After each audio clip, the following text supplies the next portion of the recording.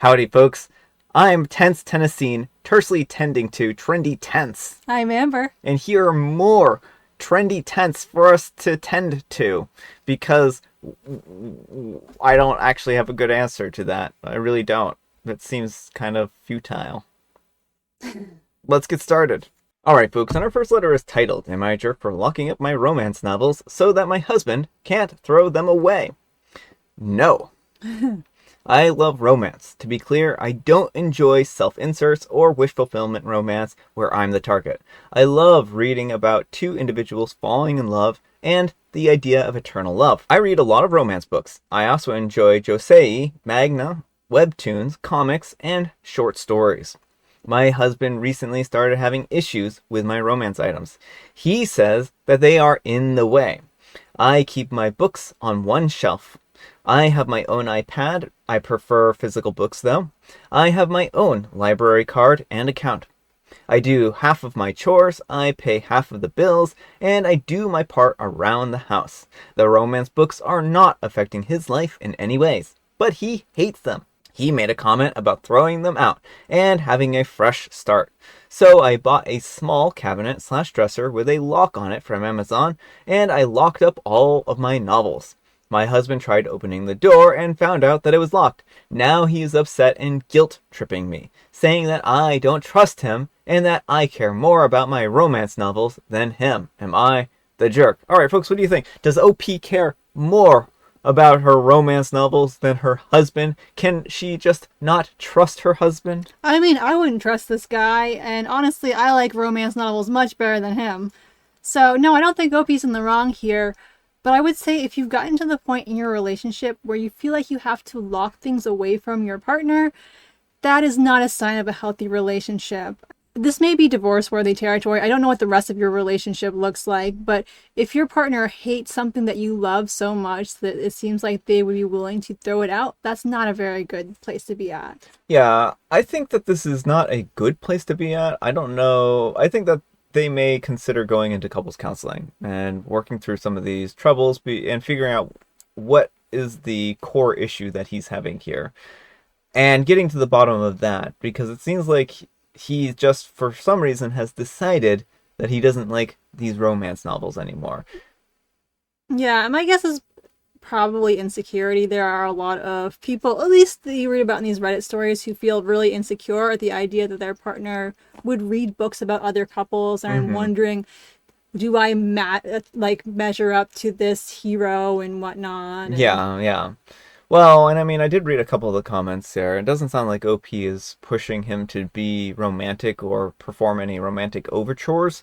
So I don't know why he would feel insecure about that. And so that's why I think that going to couples counseling and actually having an open and honest discussion about his feelings could go a long way towards either helping OP understand where he's coming from and making him realize that what he's trying to do here with throwing out these romance novels is just completely uncalled for. it's wrong, it's controlling, and that's my one hesitation. Like, he hasn't thrown anything out yet, but it seems like he is intent on it enough. And if he's at that level of controlling, I don't know whether or not couples counseling is a good idea.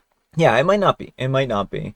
I think it really just depends on the relationship and whether or Mm-hmm. not if there are other signs in the relationship. Like, if this is just the straw that broke the camel's back, then this could be a really bad relationship, right? But let me know what you folks think. So anyhow, take care and good luck. Alright, folks, and our next letter is titled, Am I a Jerk for Asking My Girlfriend to Get Rid of Her Office Because She Doesn't Need It? And Amber wants to read this one today. I'm a 33-year-old male, and my girlfriend Katia, a 31-year-old female, and I have been together for about a year. We don't live together yet, but I've tried to have that conversation as I really want us to live together. Unfortunately, I recently quit my job and cannot afford to rent my current flat. Katia lives in a nice neighborhood and owns her own flat.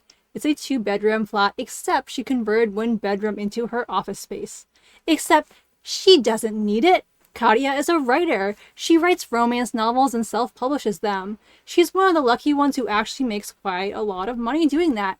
The thing is, she doesn't need an office. She can write from anywhere, her living room, her bedroom. She sometimes writes in a library, coffee shop, the castle ruins if the weather is nice, the beach, You get the point. As I'm now unemployed, I've thought about finally chasing my dream and starting a streaming games. For that, I need a separate room to put my setup and record things. When I first talked to Katia about moving in, she was apprehensive, but the more we talked, the more open she was to the idea. Last night, I mentioned that she'd have to get rid of her office. She asked why, and I told her that she can write wherever she wants and I need a space to start my streaming career. She replied that it was not going to happen. We can make some space in the living room, but she needs her office. I told her it's just silly books. She can write them anywhere, and I can't bring my gaming setup to a cafe. She told me not to diminish her work, and I said I wasn't, but it's true. Her job isn't that difficult, and she can do it from the couch. She got really weird after. This morning, when I was about to leave her house, she told me I had to look for my own flat because she didn't want to move in together. I asked her if she was serious, and she said that yes. I was disrespectful, and demanding she get rid of her office was jerk behavior. I told her I only wanted us to work together, and it's jerk behavior to leave me without a place to stay when she knows I can't afford my flat. She told me she had to think about this and should call me, but I told her when she calls me, I expect an apology. I was venting to my mate over a lunch beer today, and he agreed with me, but his girlfriend said that Katia was right and I was a jerk. My mate told her she didn't know what she was talking about. I still think Katia was the jerk, but I wonder, perhaps I was one too? I need that place to live, and if I was the jerk, I might need to pretend to apologize. Am I the jerk? All right, folks, what do you think? Jerk or not the jerk? Pretend to apologize or not pretend to apologize? Yeah, I think OP is a major jerk here, and I hope his girlfriend sees this post and makes him an ex permanently.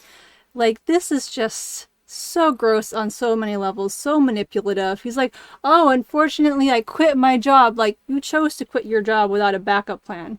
It's not your girlfriend's responsibility to swoop in and rescue you and to dismantle her entire life to suit your needs. I think Katia wrote this. I think Katia was really bitter and upset about the whole him demanding her tear her office, and is like really upset that he would make these kinds of demands. Like, he's unemployed, he quit his job, he can't afford his rent, and so his girlfriend took pity on him to bring him in, right? And now he's making demands. What a choosy, entitled beggar. Right. Well, and he's right. She can write wherever she wants, and she wants to write in her office. Yeah. But the whole, like, she's also the one who's paying all the bills. Like, this is a career, and her process works for her, and for him to be like, it's so easy. Okay, dude, go write some best-selling romances while you're at it. Yeah, well, that's it. It's like, if he thinks this is so easy, then maybe he should start writing, right?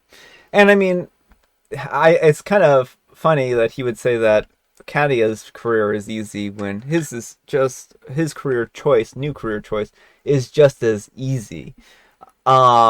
But it's also really difficult to break into, right? Mm-hmm. So not everyone's going to be able to go and stream video games because there's just not that level of demand. You have a few big names, but everyone else kind of barely scrapes by. So I think that he needs a real dose of reality here if he thinks he's going to make a living off of this, because the chances are he's not. Well, I think he just wants to mooch off of his girlfriend. I mean, that's really how it comes across. Oh, oopsies, I don't have a job anymore. I need some place to stay. I'm going to be homeless if you don't take me in. Yeah, poor OP. Let me know what you folks think, though. So anyhow, take care, and good luck. Alright, folks, and our next letter is titled, Am I a Jerk for Not Reimbursing My Friend for an Ingredient That I Used for Dinner? So the gist of this is that I'm a 28-year-old male, and I have a friend, a 32-year-old female, who I met up with around once a week for dinner. This will usually be at my home, since she doesn't have much space at hers, and because I will be the one cooking. I love cooking. I have been doing it since I was 6, and I'll usually prepare us dinner with a mix of pantry staples and a few things that I'll add into my weekly grocery shopping. It's a nice little break in the week, and we both really enjoy it. The issue arose when my friend contacted me and told me that they would have other friends visiting from abroad on the day that we were set to have dinner. She wanted to hang out with them, but also wanted to make our dinner. I suggested that if they were open to the idea, that they could come in with her, and I would cook for all 4 of us. She spoke to them, and they agreed. On the day of, I asked my friend if they had any requests. She asked for a local dish that comes with a steak topping, a baked Japanese curry rice with steak if anyone was curious. And I said that would be fine. I would get the cheese if the three of them could get the steak if they wanted one for themselves.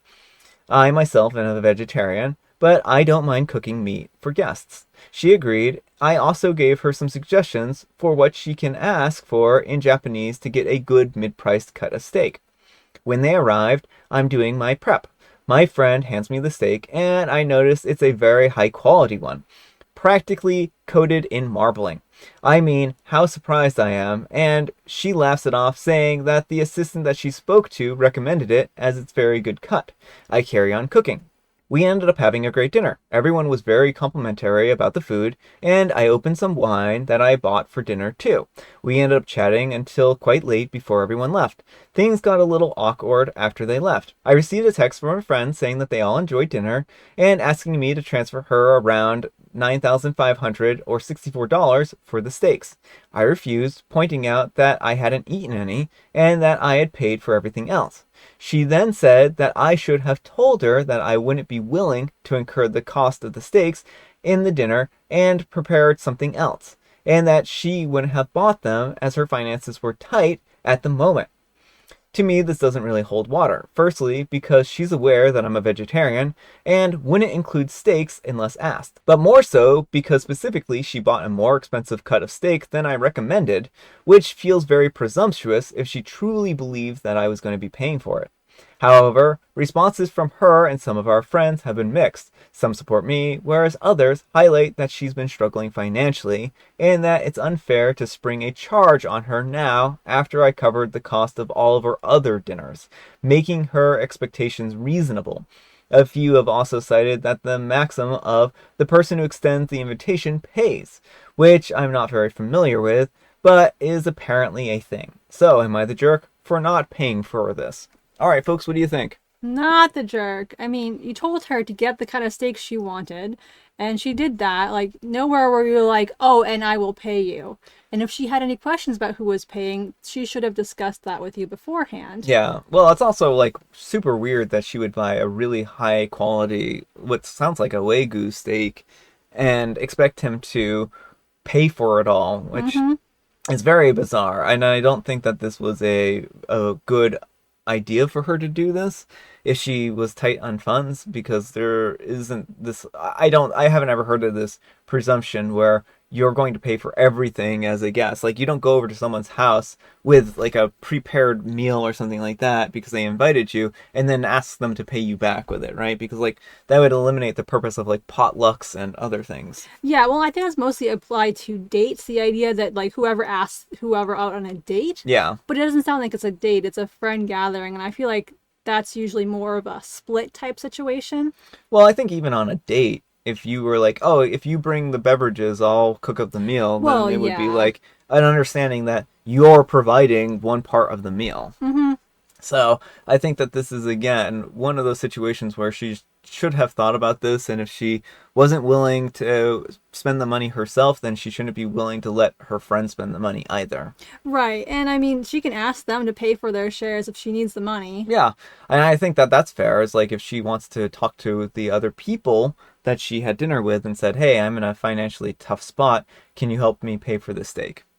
But let me know what you folks think. So anyhow, take care and good luck. Alright folks, it is tea time. Grab your beverages of choice. I've got some tea right here, and Amber, she has a jovial Bob sign joke. Why did the monster eat Cleveland, skip over Akron, and then eat Pittsburgh?